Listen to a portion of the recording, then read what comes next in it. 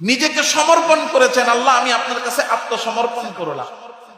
ইব্রাহিম আলাইহিস সালাতু ওয়াস সালাম শুধু এই হজ না, বরং এই জিলহজ মাসের আরেকটা গুরুত্বপূর্ণ আমল হলো কোরবানি করা।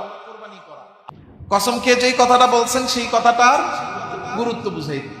আর 2 নাম্বার, যেই জিনিসের কসম খান, দেখেন আমরা কসম খাই কার? আল্লাহর কসম খাই। আল্লাহর কসম ছাড়া অন্য কিছুর কসম দেওয়া কি নাই? জায়েজ নেই। আমরা কসম খাইতে হবে আল্লাহর, কারণ আমাদের কাছে সবচেয়ে দামি আল্লাহ।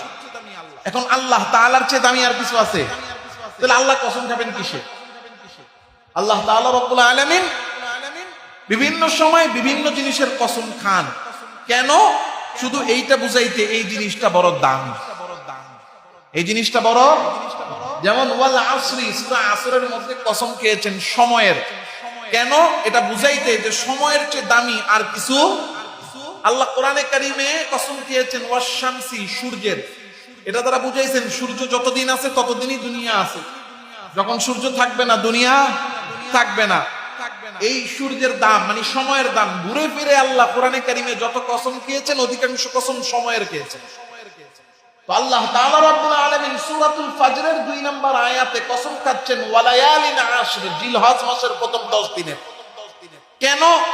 এটা বুঝাইতে জিলহজ মাসের প্রথম 10 দিনের কোনো দাম নাই। কথা কয় না? নাই নাই না আছে? হ্যাঁ, মাঝে মাঝে একটু মনোযোগও চেক করতে হয়, কতটুকু বুঝতেছেন সেটা পরীক্ষা করতে হয়। তাহলে আল্লাহ তাআলা রব্বুল আলামিন এই 10 রাতের কসম খেয়ে আমাদেরকে বুঝাচ্ছেন এই 10টা রাত বড় দামি। এখন বলেন, যে 10 রাতের ফজিলত বুঝানোর জন্য আল্লাহ কসম পর্যন্ত খাচ্ছেন যে বান্দা বুঝে নাও এই 10 রাতের এই 10 দিনের বড় ফজিলত, বড় দাম বুঝাইতে আমি কসম খাইলাম। বলেন তো ওই 10টা দিন, ওই 10টা রাত এর ফজিলত কম না বেশি? অল্প বেশি না অনেক বেশি? তাহলে এখন আমাদের জন্য করণীয় কি? এই 10 দিন ইচ্ছা মতো খালি হাড়ে দৌড়ানো। কথা কন না?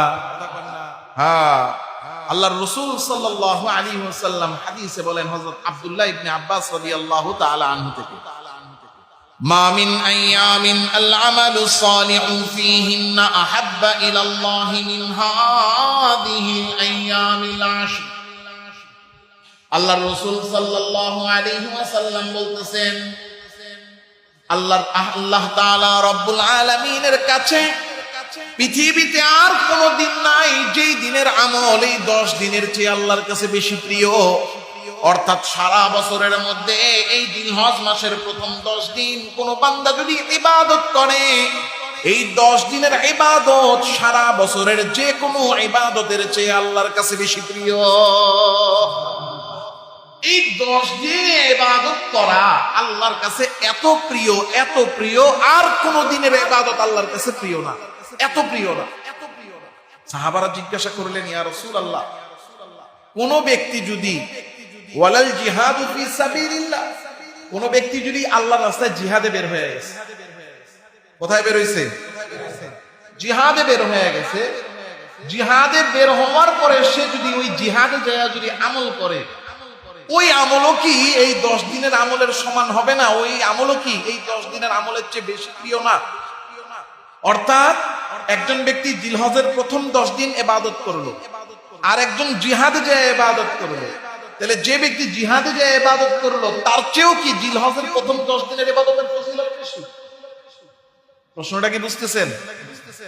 আল্লাহর রাসূল সাল্লাল্লাহু আলাইহি ওয়াসাল্লাম বললেন, ওয়ালাল জিহাদু ফি সাবিলিল্লাহ, জিহাদে যায়ও যদি কেউ ইবাদত করে তবু ওই ইবাদতের চেয়ে জিলহজের প্রথম 10 দিনের ইবাদত আল্লাহর কাছে বেশি প্রিয়।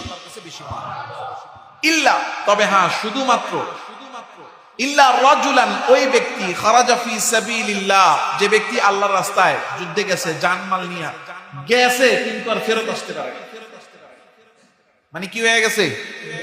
শহীদ হয়ে গেছে। একমাত্র শাহাদাত, শহীদ হয়ে যাওয়া, এটা হলো এই 10 দিনের ইবাদতের চেয়ে আল্লাহর কাছে বেশি প্রিয়।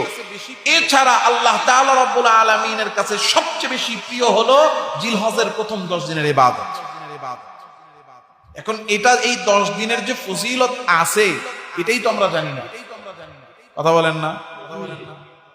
আমাদের দেশে শবে বরাত, লাইলাতুল নিসফি মিন শাবান, আমাদের কাছে আমাদের বাংলাদেশের প্রেক্ষাপটটা এমন হয়ে গেছে যে আমরা শুধুমাত্র সারা বছরে রমজানকে ফজিলতের মনে করি, যে রমজান মাসের ফজিলত আছে, আর শবে বরাত।